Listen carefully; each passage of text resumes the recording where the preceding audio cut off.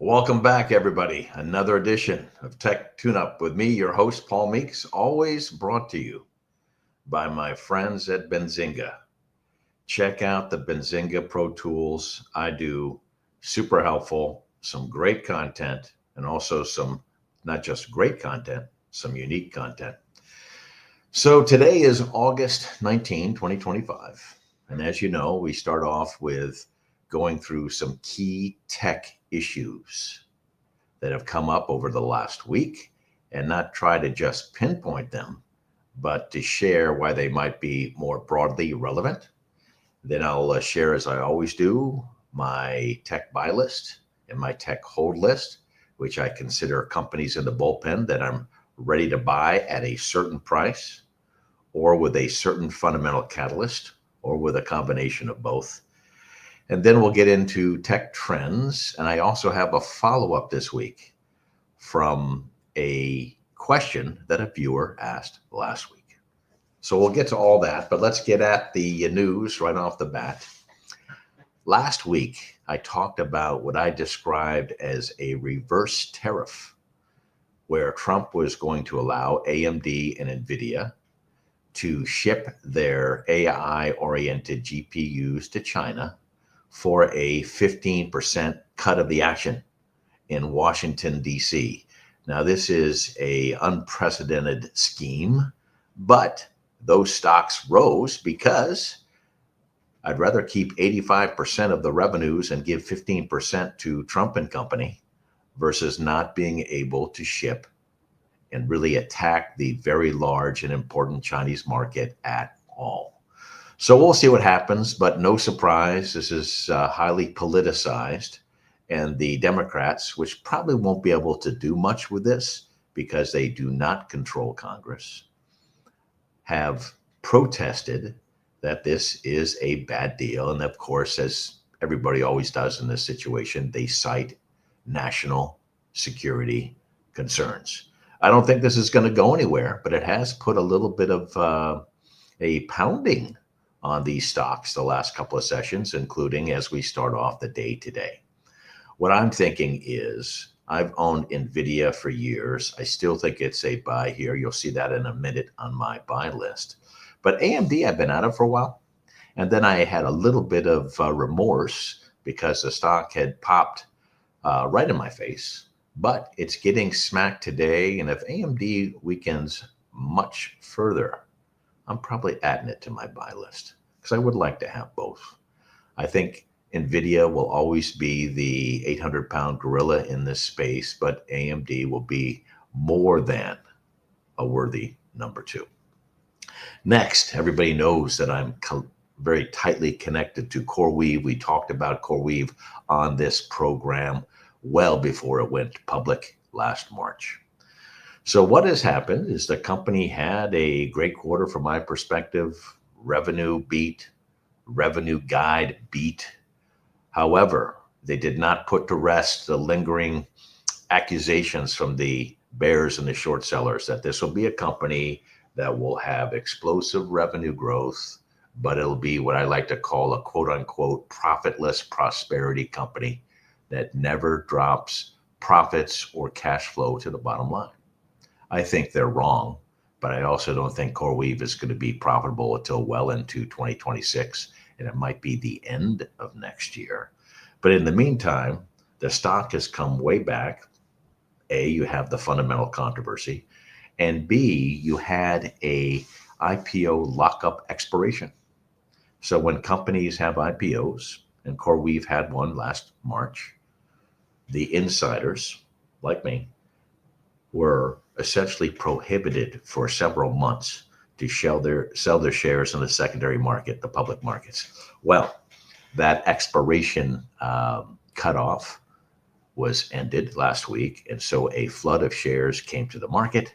I saw very big blocks of shares from JP Morgan and other large investment banks that were being offered. And of course, now you have a bunch of supply. Now you also have a short seller's argument, which I think will be proven wrong in the end. But the stock has been body slammed.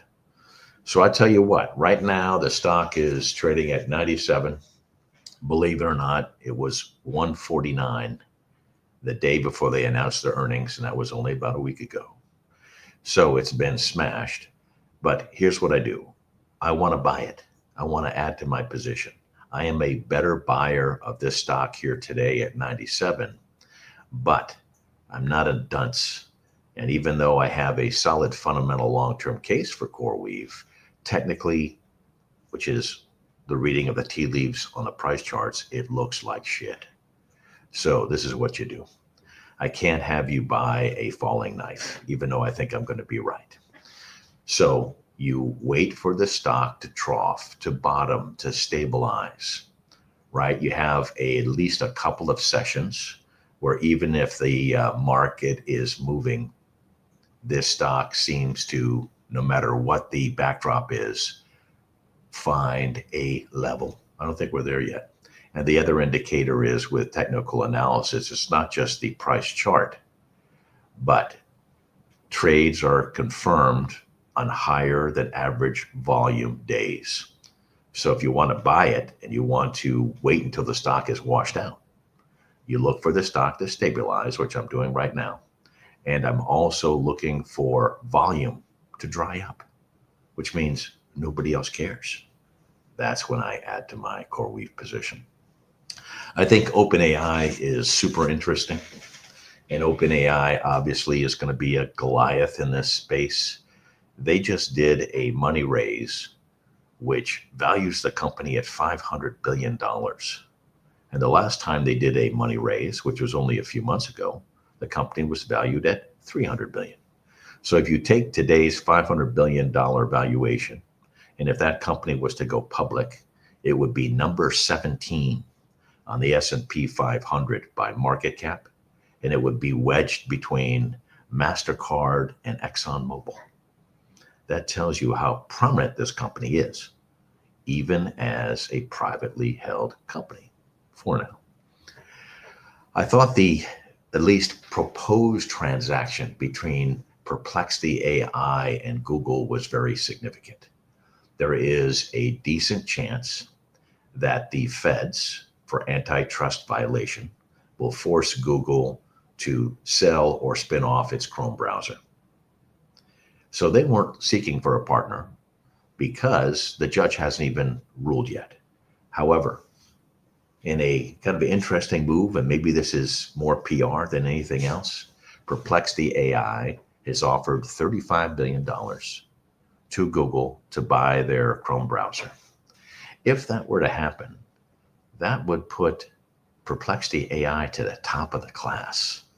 Even if it doesn't happen, the fact that people are taking this, let's call it a hostile bid, seriously, is because they think Perplexity AI is the real deal. So by doing this, even if we don't consummate the transaction, Perplexity AI is now front of everybody's mind.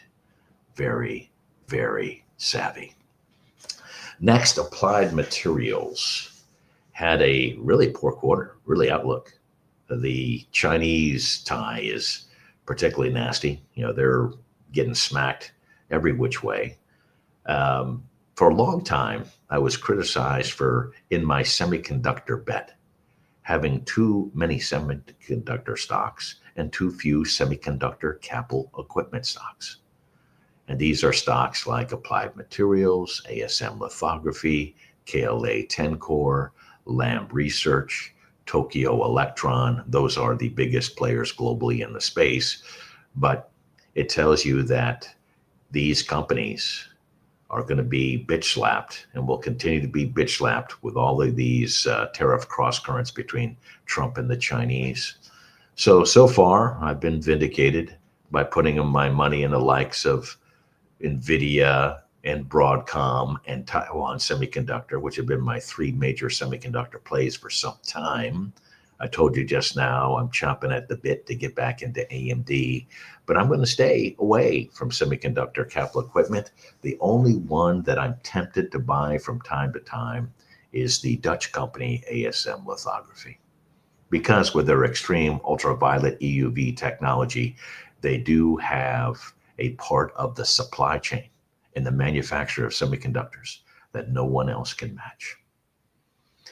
Cisco was a stock that had come on some people's radar, right? Some folks were saying, oh man, this was a blast from the past in the 90s. But with AI, the world is going to need their data networking stuff to populate these AI driven data centers. They did have a pretty good quarter 2 quarters ago, but I followed their quarter that they just announced pretty carefully. And I thought it was, despite all the hype about how Cisco was going to come roaring back and be a player in the tech world again, I was pretty much uninspired. It wasn't a bad quarter, right? It wasn't a miss on the top or bottom line. Guidance was so-so, but this is an uninspiring company. I'm not sold yet on the return back to its 90s status of Cisco Systems. Foxconn, which is the Taiwanese contract manufacturer, had actually a pretty good quarter. And it's no surprise because they make Apple's iPhones. And Apple announced before they did that their iPhones had a nice beat on the upside. They grew their iPhone revenues 10% in the last quarter, which is a first double-digit revenue year-to-year increase in many years. I think it was actually about 4.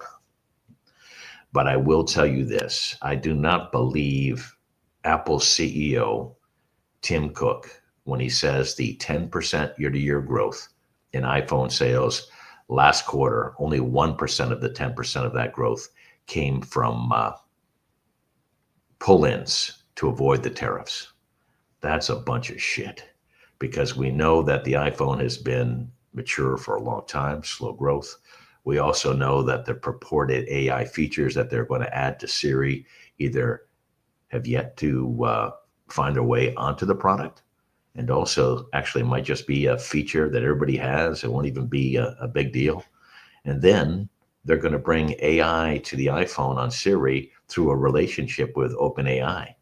If you want to play that, when OpenAI goes public, buy that one instead of Apple, because it's going to be a change in leadership where the value add for AI on the iPhone is going to come from OpenAI. It's not going to come from the hardware manufacturer Apple at all.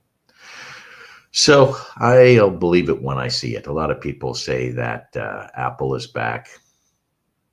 That 10% growth, the bulk of it probably came from a pull-in to avoid tariffs, not just 1 percentage point out of 10 percentage points.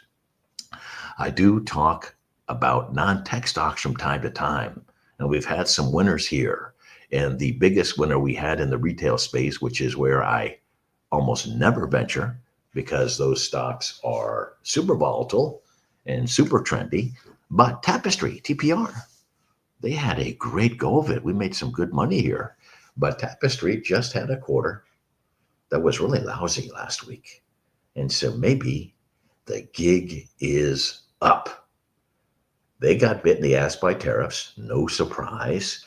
But also it might be more than that. It might be the customer demand for their products have started to wane a bit. So anyway, I've kicked Tapestry off the island, and I'm actually these days seeing better opportunities in my core, technology coverage anyway. Palo Alto Networks is up big today. They had a pretty nice quarter, but this stock has done really badly this year, partly because they had a couple of poor quarters leading into this one. And also, they have a bid outstanding to spend way too much money, in my view, to buy CyberArk.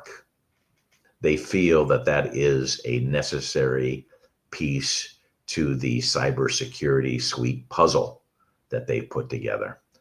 Now, the fact that the fundamentals are pretty good, I do like the CyberArk acquisition. I don't like the price that they paid, grossly overpaid, but that's what usually happens in tech. But it makes fundamental sense to me. And the CEO of Palo Alto Networks and his team have been pretty good as to making savvy acquisitions and then assimilating them nicely into Palo Alto Networks core operations. And so I guess we have to give this dude the benefit of the doubt. But it is my favorite stock in cybersecurity software. I used to like CrowdStrike a lot. CrowdStrike had the big data breach a couple of years ago, And then they came roaring back because they retained most of their customers, but they retained their customers with very aggressive financing. And I also have some concerns about how they recorded those contracts, because it seems to me there's a little bit of financial accounting BS over at CrowdStrike. The last stock I'll talk about in this particular section is Intel, which has always been a bag of shit company. Well, not always, but at least the last decade or more. So this is interesting. Today, the stock is way up. They're getting a couple $billion infusion of capital from SoftBank, the Japanese tech conglomerate. And then also, there are some rumors, probably more fact than rumors at this point, that the Trump administration is going to partly nationalize Intel by taking a stake, the federal government taking a stake in Intel.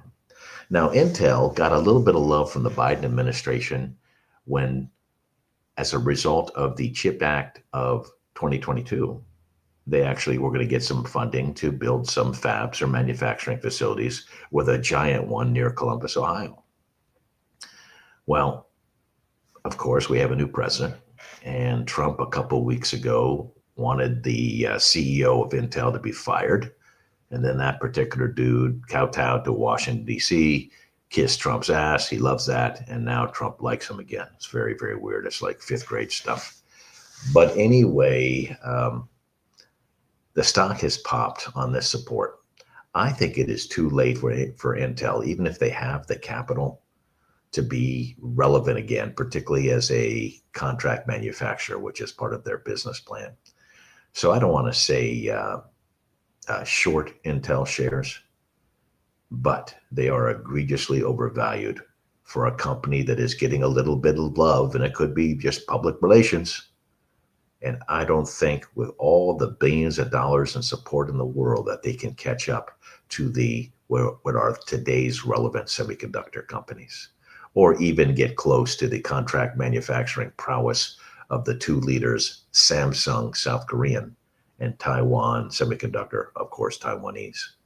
They are going to build chips in the US, but they're not going to be by US companies. They're going to be by foreign companies, although we do like the spending on our shores, and I hope that they hire a lot of Americans to populate those facilities. But Intel, bag of shit. Don't get caught up in this run because everybody's rushing to support. I think it's just, I hope they're not taking my taxpayer dollars to do that, because I think it's a bad, bad investment. So with all that, sorry to bum you out. Let's get to my tech picks.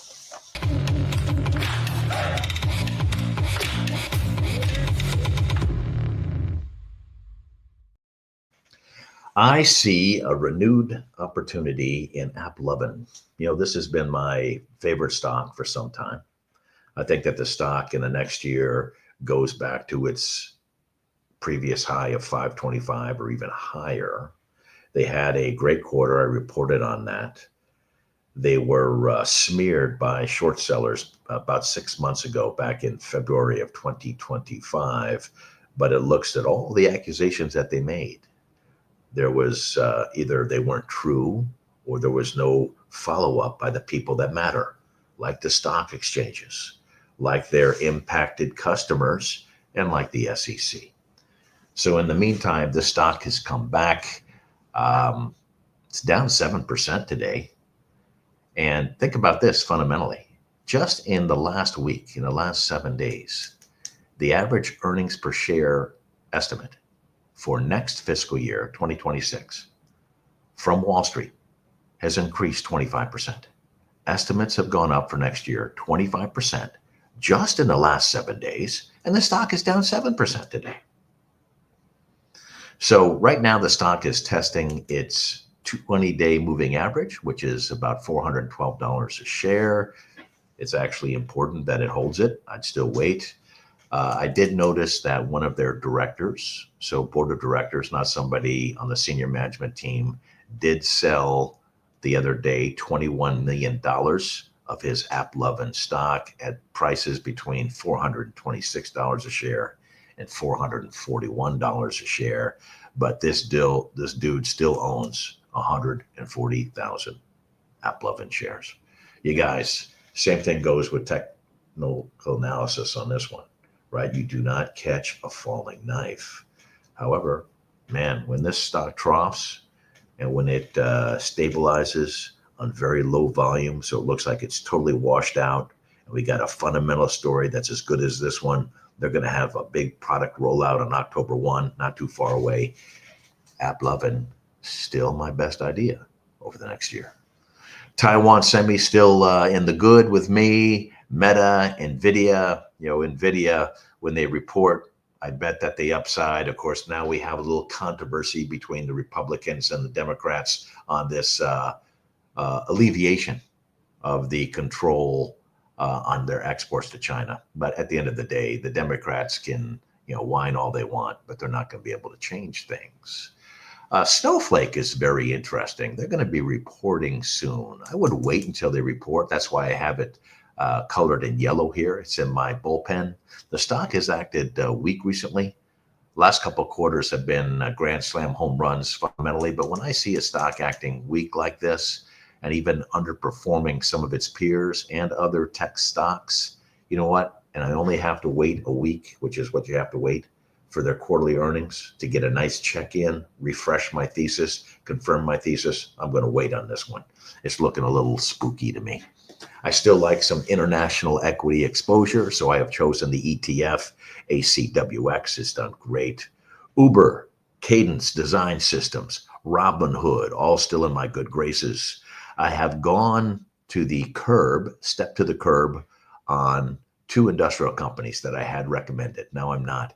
It is GE Verona and GE Aerospace. They just have weakened. And it's not just them. It's kind of other stocks that are major industrial companies here in the States. I still like Nebius. Nebius is the Dutch company that is a European CoreWeave. Microsoft. Microsoft has had a pretty big run. And I was wrong on Microsoft because I thought that the stock had gotten way ahead of itself, but they did put up a very nice quarter a week or two ago. I just think there's some profit taking here. The stock is starting to act poorly. And when I see that, fundamentally, I'm okay with it. They actually surprised me last quarter. Guidance looks pretty good. Stock is egregiously overvalued, or maybe not egregiously, still overvalued. And so with the technical chart starting to look really squirrely, I'm just going to wait and take Microsoft, at least for now, off my starting lineup, put them in the bullpen. Still like Netflix. I think Netflix is actually an interesting opportunity here. Oracle, I like what they're doing on their cloud side. They're clearly getting a nice AI push. Boeing, a stock that I liked, and then I poo-pooed for a while. I really like what Boeing is doing now under their relatively new CEO with his turnaround plan, which so far so good. And then we have, I introduced this last one, put it on the team, TEL, TE Connectivity, another stock. I would say it's probably a quasi-industrial and tech stock. But anyway, that is my list. That is my dream team. We have had a little bit of movement here, but I'm still pretty comfortable overall with tech sector. I would have investors in the U.S. equity portfolio among hopefully other asset classes for diversification. I probably have a full weight in the tech sector. What does that mean? That means if you want to have a tech sector weight to the S&P 500, the best known benchmark, you probably have to have 30 to 40% of your U.S. equities in the sector. And I'm cool with that. Next, let's get to some of the trends.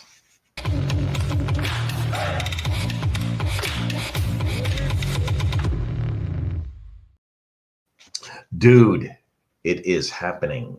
There was an 83% chance, according to Fed Funds Futures, that we will cut the benchmark interest rate 25 basis points or 0.25% when the Fed next meets on September 17. Now, we had some and continue to have some mixed data on inflation and the economy, but I think the most recent rounds of unemployment data for last month were so shockingly bad that Jay Powell, even though he doesn't want to appear to be kowtowing to the president, will be pushed to lower rates. Now, some people think that the Fed is going to lower rates by a monster 50 basis points or a 0.5%, all in one fell swoop on September 17th. I think it's just going to be 0.25%. But as I've told you many, many times, if you're a tech or otherwise aggressive growth investor, you need valuation support for these stocks to continue to rise with interest rates either flat or falling. And I think we're going to start to see that. One of the reasons that I don't know the timing to be precise, but I'm still pretty bullish on the tech sector. This China tariff deal is kind of spooking me, right? Now we've had yet another 90 days extension on negotiations when everybody else on the planet Earth was pressed to kowtowing to the president a week or so ago. Here is why. We probably, even though I'm an American patriot too, but this will freak some of you out, we probably need the Chinese more than they need us. And so I think despite the rhetoric, the Trump administration knows this, and the Chinese are probably fully prepared to take the punishment and then do a reciprocal tariff right back at us.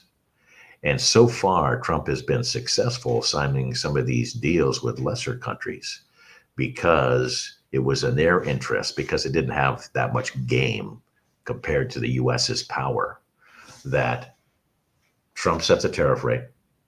They just accept it because it could be worse, and they don't do a reciprocal tariff against the US. The Chinese have the clout that whatever we do to them, they could do right back. Whereas everybody else said, no mas, like Roberto Duran. I think this is a problem.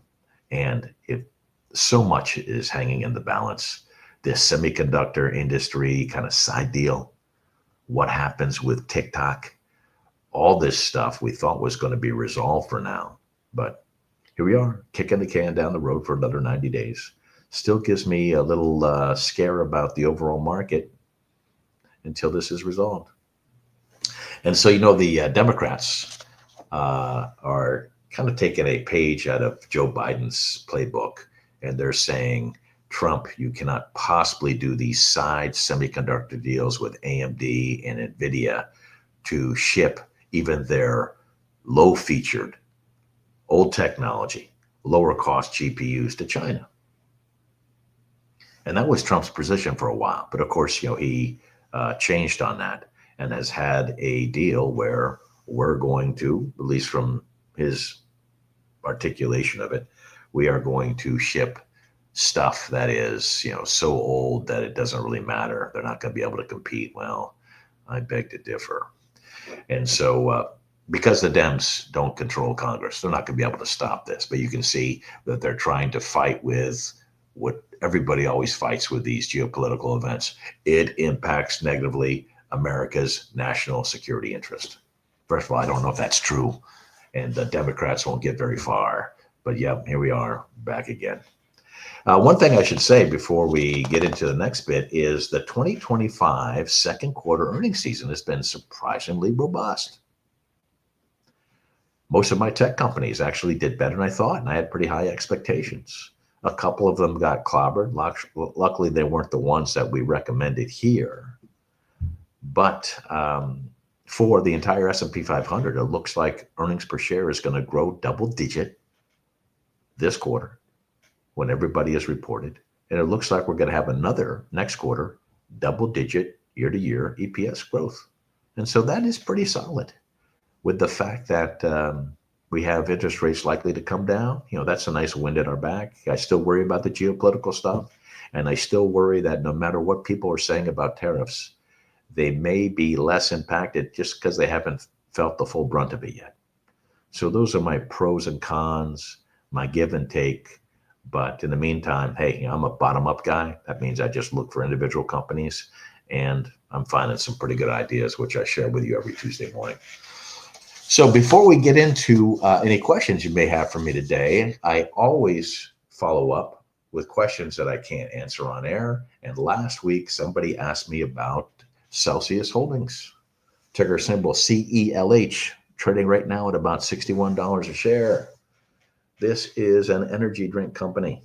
I must admit, I've never had one because I got such high energy. I'm like not triple A personality. I might be quadruple A personality. If I had one of these energy drinks, I might just like my heart might explode in my chest. So I stay away from it. But I will tell you this, bottom line, then I'll tell you a little bit more about it. The stock has had a nice run. I would probably, if you held the stock, just continue to hold it and look for it to peak. That means we have a couple of days where the stock refuses to go up anymore, regardless of how bullish the overall market is. And we have one of those really low volume days. So it looks like the buying has been exhausted. Just like when a stock on the downside troughs, you look to buy it on a low volume day because the selling looks to be exhausted. But if you don't own the stock, I don't think I would chase it here. Wait for it to come in. But one of the things that's interesting is in the month of September, they're not going to have one, but two, but three presentations at various sell-side conferences. Sell-side, think about the big investment banks. And if they have something to update, they typically use those venues to do so. So you might get a quarterly check-in at one of those three conferences, and typically those conferences are always live webcast. So you don't obviously have to go to them. And you might not be able to get a ticket if you wanted to. So I would wait to hear what they have to say because last quarter, they absolutely crushed it. Their EPS actual was almost double what the street was expecting. But I have noticed, because I looked into its history over the last several years, even though last quarter they crushed it, they had kind of a spotty record long term. Sometimes they beat the estimates, which they did last time. Sometimes they failed to do that. They're just not a company. I'd rather see a company not beat the estimates by so much, but continue to deliver the mail and never get me freaked out about if the company is going to miss its revenue or EPS this quarter or guide to less than Wall Street's expecting. So, right now the stock's trading at 41 times earnings, despite the fact that their earnings per share should grow about 28%. So it has what I call a PEG ratio, PE to growth ratio of 1.5. 1.5 is expensive. It's not egregiously expensive. There's other stocks out there that are growing fast that trade at an even higher PEG ratio. But, the stock's definitely been overbought. It is expensive, not crazy expensive, but too expensive for me to buy it fresh today. But if you hold it, follow my technical rule, and just maybe start to trim a little bit or sell all of it and take your profit once you get to a peak in the share price for a while and trading volume dries up. So you know that the buying has been exhausted. So then you should be selling. So that's Celsius. I always love sometimes to be turned on to new stock ideas from you guys. And you know what? Sometimes I buy them. So do you have any questions for me today? I'd be happy to entertain them.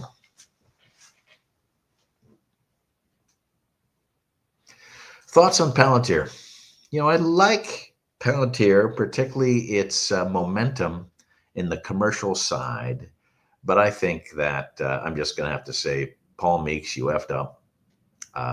Should have been more aggressive when the stock was lower. But now it trades at such a valuation, I just can't stomach it. And even $10 or $20 ago, there was heavy insider selling. So they obviously think the same thing, regardless of what their wacky CEO says on CNBC. But they are doing the right things. They've established a nice commercial business to complement their existing government business. They are playing right into some of Trump's themes. They just got a big contract extension with the feds just the other day. But same thing goes. If you own it, continue to ride the wave. If you don't, I wouldn't buy it here because the stock is volatile. It will come back. It's just the nature of the tech beast. But thanks for your question. TSMC's pullback here, still too overvalued or solid? It's one of my favorite tech names. Like everybody else, I always, at least in the background, worry about when is Xi Jinping going to decide he wants to take Taiwan back and incorporate it into the mainland again. But things are going so well there. I actually think that I would continue to have that on my buy list.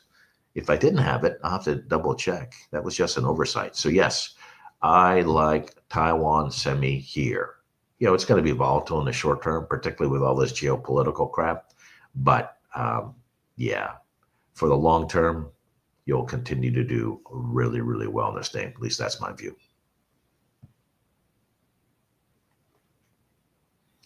What's your assessment on now? And so I imagine, even though you spelled it Nowz, or maybe that was our guy.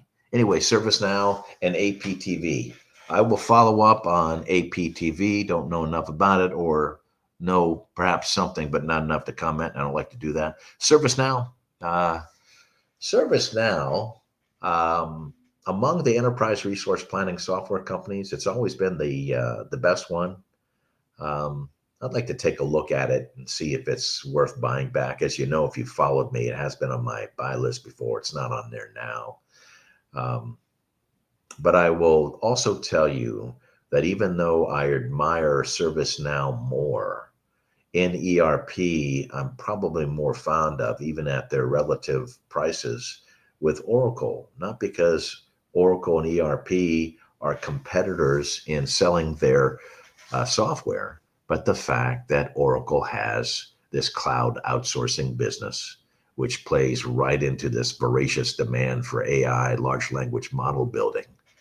And if it was just two software companies competing in the market, I would go with ServiceNow every single time.